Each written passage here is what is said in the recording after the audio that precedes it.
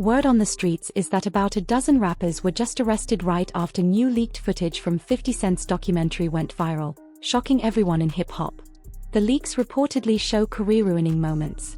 And 50 Cent hasn't held back, openly mocking them and sharing clips of their arrests. Today, we're breaking down the footage, the fallout, and why the industry can't stop talking about it. To understand how we got here, you have to go back to December 2025. That is when the 4-part Netflix docuseries titled Sean Combs: The Reckoning dropped on the platform. 50 Cent, whose real name is Curtis James Jackson III, partnered with director Alexandria Stapleton to give fans an inside look at Diddy's true character. The 4-part series was released all at once on the streaming service just under 2 years after 50 Cent revealed he was developing the docuseries on December 7, 2023. Now, this was not some low-budget internet production. This was a full-scale Netflix operation. Netflix described the series as a jaw-dropping, investigative, and revelatory documentary series that unpacks the shocking allegations behind Sean Diddy Combs and his bad boy empire, spanning decades of his life and career. The series covered a wide range of material. Episodes 1 and 2 re-examined the East Coast-West Coast tensions of the 1990s, including the unsolved murders of Tupac Shakur and Christopher the Notorious B.I.G. Wallace. The 4-part docuseries explored pivotal moments in Diddy's life and career, including his intense battle with Death Row Records and prominent rap figures from the 90s, his romantic relationships with celebrities including Cassie Ventura, and much more. But the part that made the biggest impact was the footage nobody expected to see.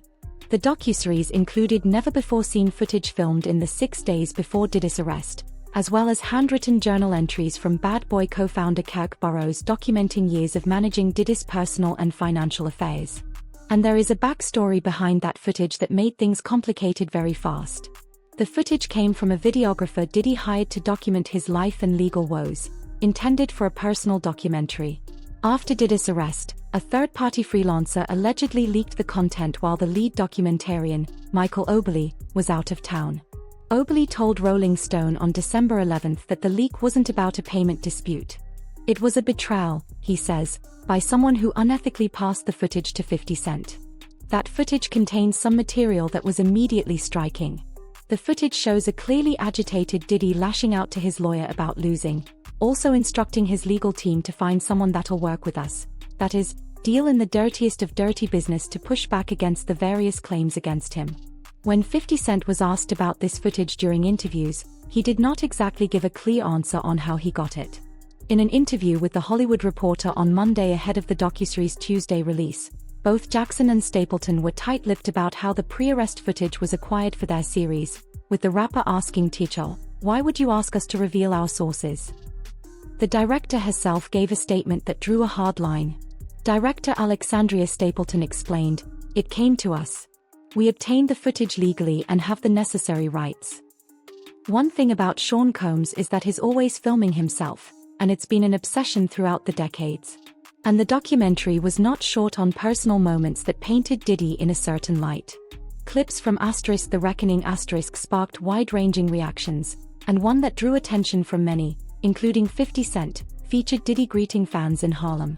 After taking pictures with his supporters, the rapper hopped back into his luxury vehicle and told those around him he needed hand sanitizer and a bath.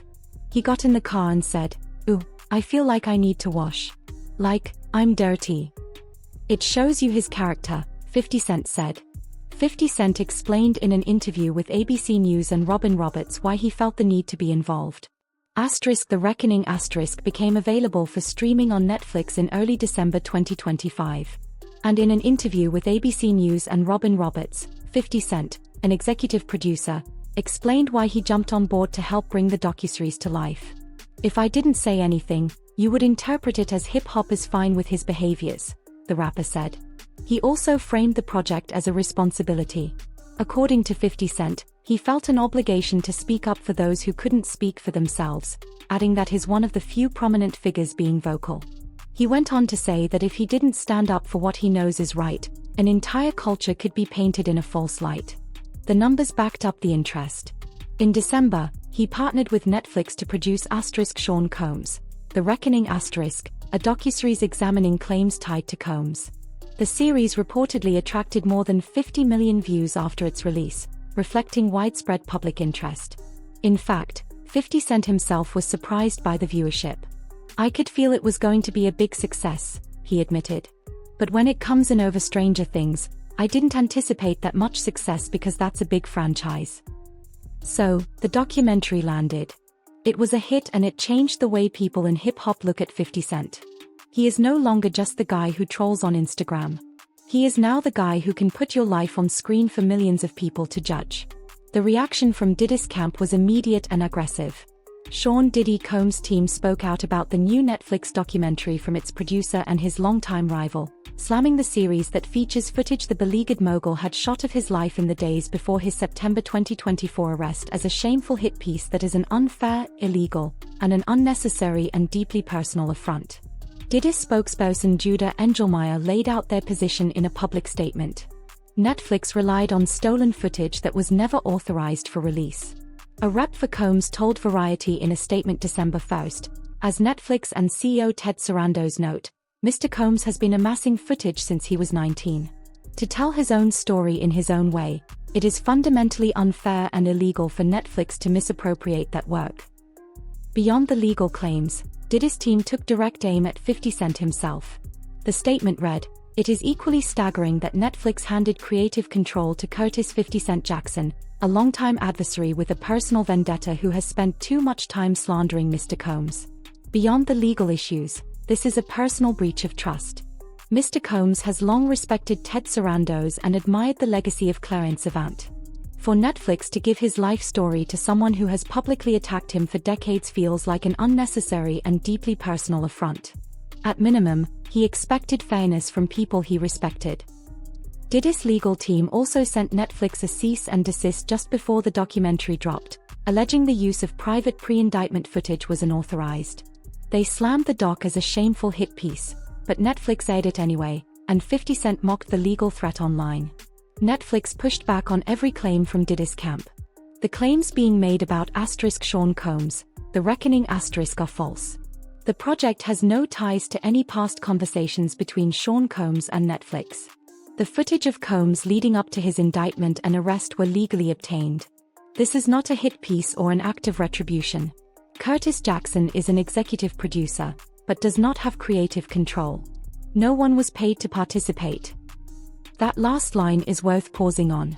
Netflix explicitly stated that 50 Cent does not have creative control, a direct response to Diddy's claims about the project being a vendetta piece. And then things got bizarre. In the latest twist, 50 Cent claimed on his social media recently that he'd received an early Christmas gift from Diddy in the wake of the documentary's release. He posted a photo of a bouquet of flowers allegedly sent to him while he was performing at a club in Miami. While receiving flowers from someone you've made a documentary about might seem more than a little intimidating, Diddy's team insisted he didn't send them. When asked by Complex about the gift, they said it didn't happen, adding, "Perhaps someone played a joke in poor taste." Meanwhile, the legal situation for Diddy continued to get worse. Interest in the allegations against Sean Diddy Combs surged with the release of the documentary. The series includes interviews with jurors from Diddy's federal trial, part of a sweeping case that began in September 2024 when Combs was arrested and charged with racketeering conspiracy, sex trafficking by force, fraud, or coercion, and transportation to engage in prostitution. The docuseries came just 2 months after the disgraced rapper was sentenced to 50 months in prison following his conviction on 2 prostitution charges in October 2025. After over a year in Brooklyn's harsh Metropolitan Detention Center, Combs' request for transfer to cushier surroundings was granted. On October 30, he was moved to the relatively low-security FCI Fort Dix in New Jersey. And even in 2026, the legal troubles keep compounding. Curtis 50 Cent Jackson has once again weighed in on the ongoing controversy surrounding Sean Diddy Combs, responding publicly after new claims surfaced in court proceedings tied to the music mogul. According to reports from the hearing, an escort service owner testified that Combs allegedly requested more than 30 male escorts. Attorneys involved in the matter also indicated that additional state criminal charges could potentially be filed.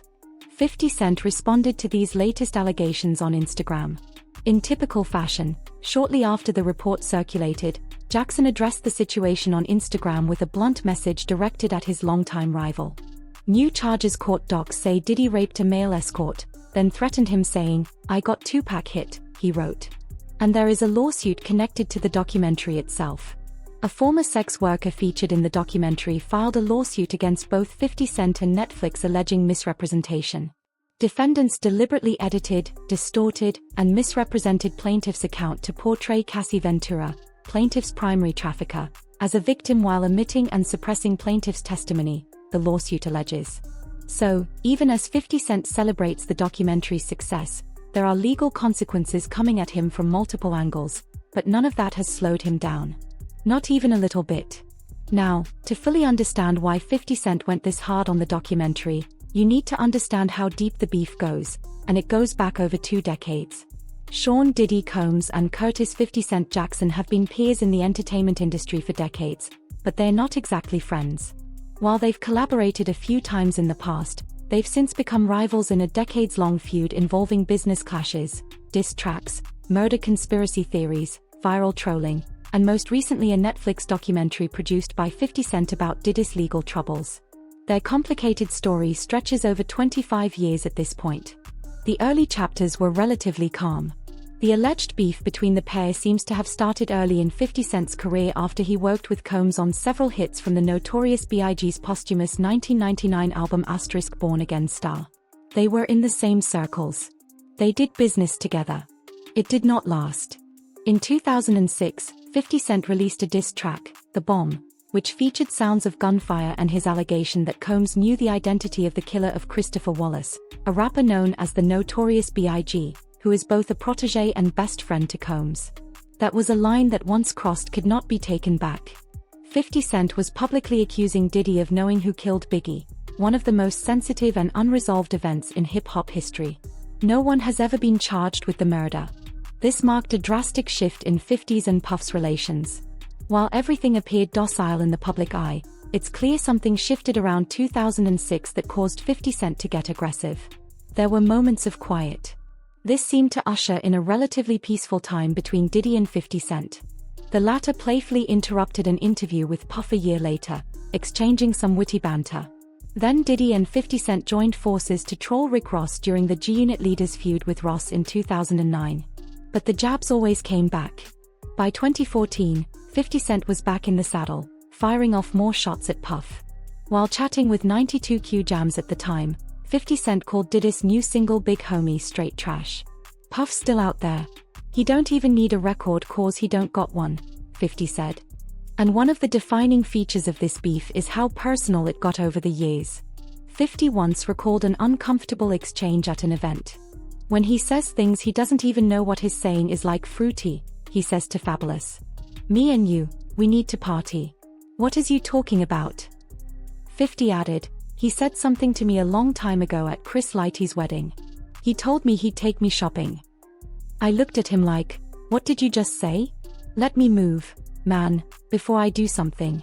You going to make me mess up the wedding?" Diddy's response to all of this over the years was to wave it off. During Diddy's own appearance on The Breakfast Club, he dismissed any issues with 50. "I don't have no beef with Fif. He loves me," Diddy said, smiling. "Y'all can't see that he loves me. You really think that's hate? You know he loves me." Things escalated in 2023 when Diddy's legal problems became public knowledge. In October 2023, 50 alleged that Combs was involved in the death of Tupac Shakur, who like Biggie was killed in a drive-by shooting. Combs has long denied any involvement in either death. And by 2025, 50 Cent was no longer just talking on Instagram. He had a production company, a Netflix deal, and a 4-part docuseries with his rival's name on it. The trolling had become an industry, and nobody in hip-hop could ignore it. Not everyone was on board with 50 Cent's documentary crusade. In fact, some of his oldest rivals used the moment to come after him. Ja Rule reignited his feud with rival 50 Cent over Netflix's 4-part docuseries about Diddy and accused 50 of being no different than the convicted rapper. Curtis 50 Cent Jackson served as an executive producer on the new Diddy docuseries titled * Sean Combs, The Reckoning *, which premiered on the streamer on December 2, 2025. Jackson's involvement with the docuseries has been criticized by many online, including Ja Rule, who previously called the NDA Club rapper a rat and a snitch in a series of posts following the docuseries release. On December 7, 2025, Ja Rule continued bashing Jackson, suggesting that the rapper had an ulterior motive for releasing the documentary. According to Complex, Ja Rule called 50 Cent a cancer to the culture in one post. In another post, he alleged that Jackson was no different than Diddy, citing a 2013 incident where the rapper was accused of kicking Daphne Joy, the mother of his son Sire. The Ja Rule and 50 Cent beef is one of the oldest in the genre. The feud between 50 Cent and Ja Rule is one of the long-standing beefs in hip-hop, spanning over 2 decades. The beef reportedly originated after Ja Rule was robbed at gunpoint in Queens by one of Jackson's associates in 1999. There were different versions of how it started. In his 2005 biography From Pieces to Weight Jackson claimed that Ja Rule was enraged after seeing Jackson hang out with his robber at a club and greeted him with a cold shoulder. However, Ja Rule offered a different explanation. While the rapper confirmed that he was robbed at the time, he claimed that he never saw 50 Cent with his assailant. He further added that their feud began after Jackson took offense to allegedly being snubbed by Murder Inc. The feud involved diss tracks from both sides and physical altercations. When 50 Cent's G-Unit crew ran into Murder Incorporated at Hit Factory Studios in New York City, things got physical again. Ja Rule allegedly got a tip-off that 50 was recording there and paid him a visit, resulting in 50 being stabbed by Murder Incorporated rapper Black Child. So, when Ja Rule came for 50 Cent over the documentary, it was not random. It was the latest chapter in a rivalry that has lasted a quarter century. Rule has been supportive of Diddy from the moment the latter started facing lawsuits over alleged sexual misconduct and other charges. 50 Cent, meanwhile, has been clashing with Diddy's representatives over the Netflix documentary. 50 Cent responded to Ja Rule's attacks in his own way by sharing a video clip of former Diddy bodyguard Gene Deal recounting a story about seeing Diddy and Ja come out of a room with just towels on. In case you're wondering why these people are saying very, very nasty things about me. LOL, 50 captioned the post. Diddy's own sons also entered the situation.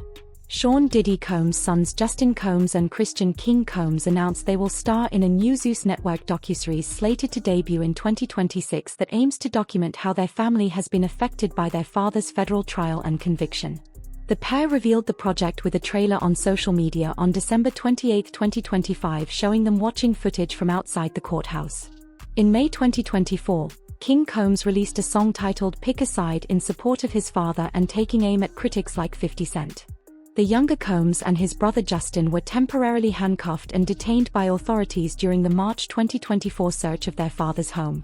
Neither was arrested or charged, and 50 Cent kept trolling through all of it. After a measured GMA sit-down, 50 Cent was in full trolling mode. With some digital edits, the NDA Club rapper resurrected the Diddy and Jay-Z connection of earlier this year, when the duo were co-defendants in a since-dismissed and strongly disputed case. He also turned his trolling into a literal commercial. While DoorDash is technically selling food delivery, the real product is a masterclass in celebrity pettiness. Titled The Big Beef, the commercial starts with a wink to the audience as 50 Cent claims his days of being a troller in the rearview mirror. The 50-month figure is a direct reference to the prison sentence Sean Combs began serving in late 2025. This isn't just a joke about a stage name. It's 50 Cent using a high-profile digital campaign to dance on the grave of a career while his rival sits in a cell. Having already executive produced the documentary Sean Combs, The Reckoning 50 is proving that in the world of celebrity beef, he is both the historian and the executioner. So between Ja Rule, Diddy's sons, and the general public discourse, the fallout from The Reckoning was enormous. But 50 Cent was already looking at his next target. This brings us to the most recent and possibly the most explosive development. On March 5, 2026, 50 Cent posted something on Instagram that set the internet on fire. 50 Cent addressed the rumor that he's working on a documentary about T.I. and Tamika Tiny Harris's sexual assault allegations.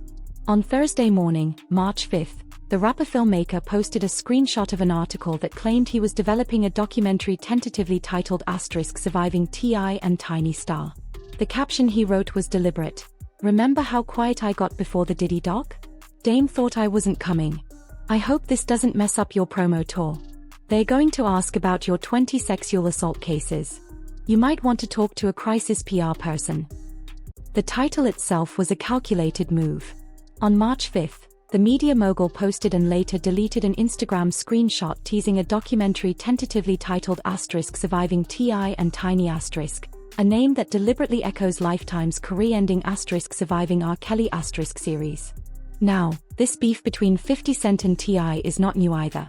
The documentary threat is the latest escalation in a conflict that dates to 2007 when 50 called T.I. a snitch after his machine gun arrest and plea deal. The beef reignited in February 2026 when T.I. accused 50 of ducking a versus battle during his Kill the King album promo run on Shannon Sharpe's Nightcap Star. 50 responded with Instagram trolling. T.I. did not let it slide. Over the past couple of weeks, Tip targeted 50 Cent in several diss tracks. After the New York rapper declined to face him in a versus battle after dropping 3 diss records over the course of several days, his sons King Harris and Deja also joined in and dropped their own songs aimed at 50. And then T.I.'s family got involved in a way that crossed a major line. The beef took a dark turn when T.I.'s son, King Harris, entered the fray. King went live with a rant that targeted 50 Cent's late mother Sabrina Jackson, who died when the rapper was only 8 years old. King's rhetoric was brutal, and he later wore a t-shirt featuring Sabrina Jackson's face, a move that even T.I. admitted went too far. T.I. eventually addressed the situation publicly. In an interview on the *Gay Bro Show*, T.I. addressed his son's involvement. "I ain't got nothing to do with everybody moving on their own accord," he stated. While he expressed pride in his family standing together, he admitted he told King to take a step back after the shout incident. But 50 Cent did not respond with diss tracks. He responded with something arguably more damaging, the documentary threat. 50 Cent has yet to drop a diss track against his foes, but he has destroyed them on film. He targeted his last enemy, Sean Diddy Combs, in his recent Netflix docuseries *The Reckoning Star. The 4-part series covered Combs' life before and after he was buried under numerous sexual assault lawsuits, and the allegations he is referencing are real. The Harris couple has been accused by over 30 women and 1 man of a pattern of drugging, kidnapping, and sexual assault, which they have vehemently denied. The accusations started in 2021. In January 2021, an Atlanta entrepreneur named Sabrina Peterson publicly accused T.I. of holding a gun to her head. Dozens of women began coming forward with eerily consistent stories, alleging a disturbing system where T.I. and Tiny would invite women to VIP sections or hotel suites, provide them with drinks, and assault them. However, the legal outcomes have not produced convictions. Despite the volume and consistency of these accusations, the legal outcomes favored the Harris family. Criminal investigations were opened in Los Angeles and Las Vegas, but no criminal charges were ever formally filed, largely because the statute of limitations had already expired. T.I. and Tiny have maintained their innocence. T.I. responded to the allegations by stating, "Whatever we ever have done has been done with consensual adults who into what we into and like what we like. If we want something, we know exactly where to go get it."